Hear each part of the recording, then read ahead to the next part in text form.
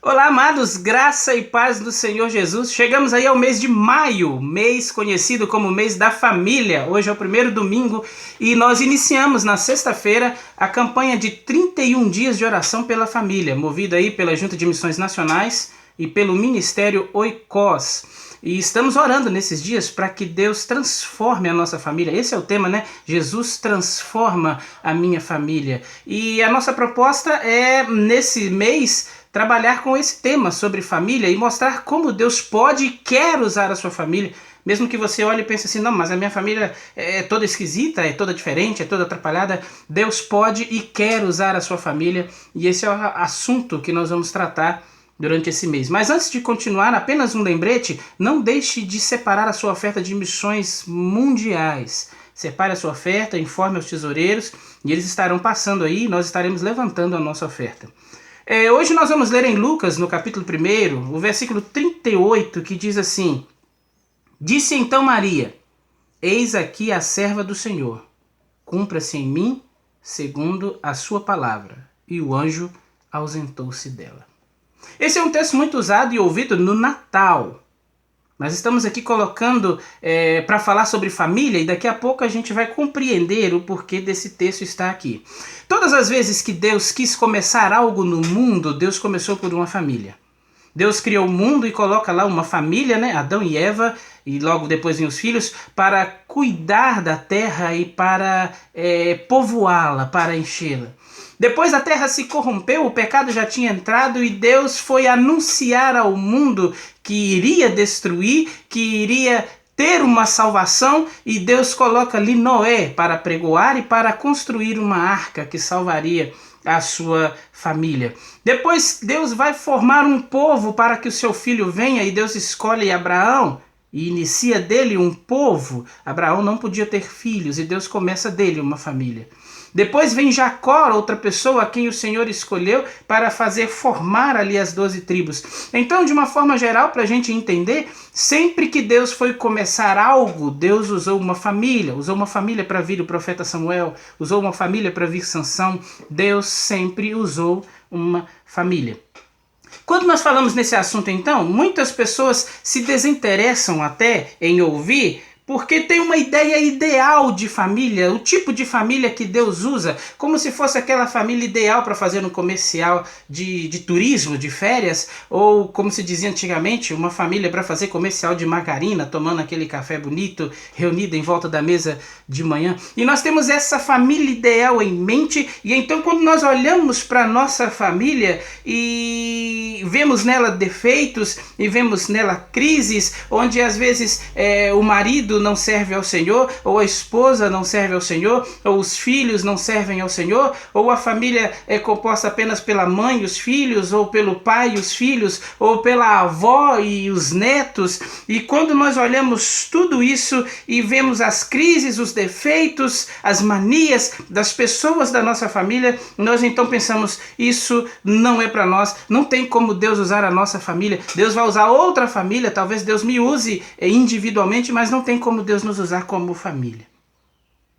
Mas é interessante que todas as famílias que Deus usou não eram também famílias perfeitas. Eram famílias que tinham suas dificuldades, seus problemas, e o Senhor não escondeu esses problemas e mesmo assim usou essas famílias. A primeira família, Adão e Eva, um filho teve ciúme do irmão e houve ali o primeiro homicídio. Na família de Abraão, Deus tira Abraão do meio de um povo que não servia a Deus. Dá a ele uma promessa e Abraão tem um filho com a empregada, com apoio e ideia da própria esposa. Em uma de suas viagens, Abraão disse que a sua esposa não era esposa, era irmã. Outro personagem é Jacó, que é conhecido antes como enganador, e que tinha negociado a primogenitura com o seu irmão, e que tinha enganado o seu pai com o apoio da sua mãe, e depois tinha fugido de casa. Olha que tipo de família. Esse mesmo Jacó que vai formar depois as 12 tribos, tem lá nas tribos, nos irmãos, os irmãos mais velhos ficam com ciúme do irmão mais novo e o vendem como escravo. E dizem ao pai que ele tinha sido morto por animais. Davi, o homem conhecido como o homem segundo o coração de Deus, traiu a confiança de um servo fiel, tomando-lhe a sua esposa, entregando esse servo para ser morto e depois escondendo, ocultando o seu erro, até que Deus mostra o que tinha acontecido. Então as famílias não eram perfeitas, mas Deus as usava. O que era necessário para que Deus as usasse? Esse é um dos motivos pelos quais nós lemos esse texto.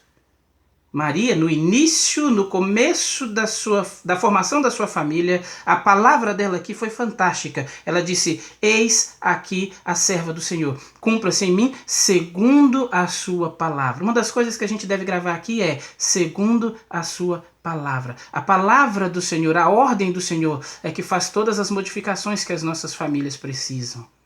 Em João capítulo 2, nós encontramos Jesus sendo convidado para um outro princípio de família, para um casamento, e ali o fato dele estar presente e o fato dele ordenar, olha o que Maria diz aos servos, lá em João 2 de novo: fazei tudo quanto ele vos disser. A palavra de Deus, mais uma vez, iria modificar a situação no início daquela família.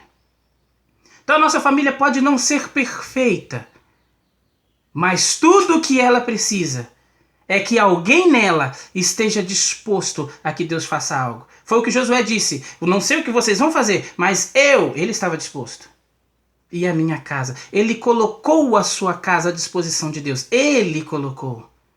Você pode colocar a sua casa nas mãos de Deus, na disposição de Deus, e Deus irá fazer. Mas como Deus faz isso? Gênesis capítulo 1 nos dá um relato interessantíssimo de como Deus faz. O capítulo 1, o verso 1, diz assim: no princípio criou Deus os céus e a terra. E o verso 2 diz: e a terra era sem forma e vazia, e o Espírito de Deus se movia sobre a face das águas. E o verso 3 então começa a mostrar o que Deus faz. E disse Deus. Deus agora vai começar a dizer e as coisas vão começar a acontecer. Quando nós olhamos para esse texto lá em Gênesis, nós podemos perceber o poder de Deus em ordenar e modificar as coisas. O texto diz: a terra era sem forma, a terra era vazia, havia trevas sobre a face do abismo. O que é isso? Nós vemos aqui uma situação de caos, em que na nossa perspectiva humana jamais poderia haver alguma transformação. E então nos primeiros 3 dias, Deus dá forma ao que não tinha forma. No primeiro dia ele cria luz, cria a separação entre luz e trevas. No segundo dia ele cria firmamento, cria o céu, a separação das águas.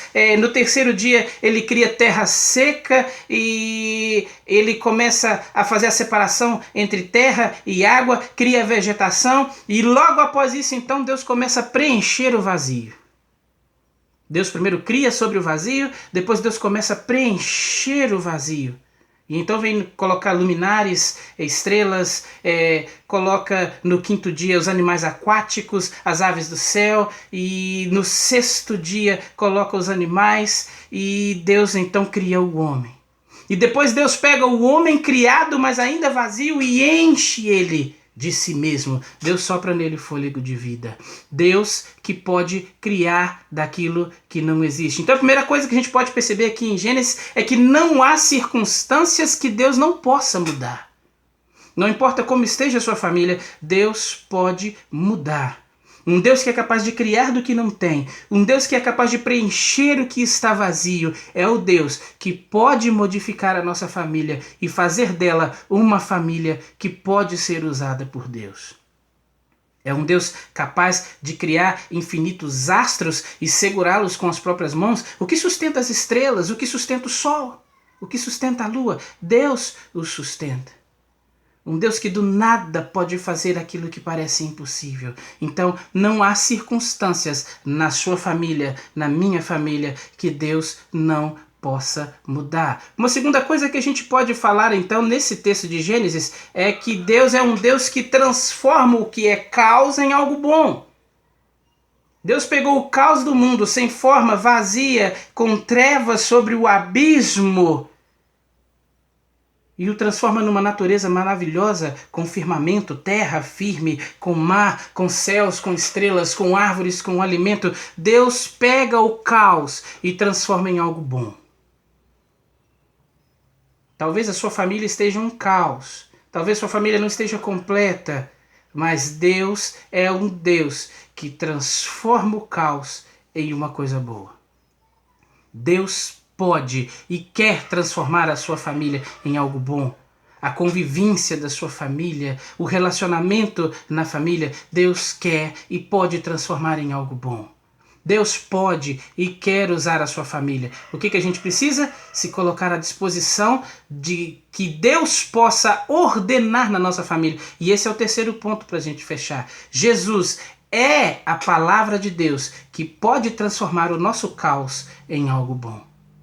Maria disse, cumpra-se em mim segundo a tua palavra.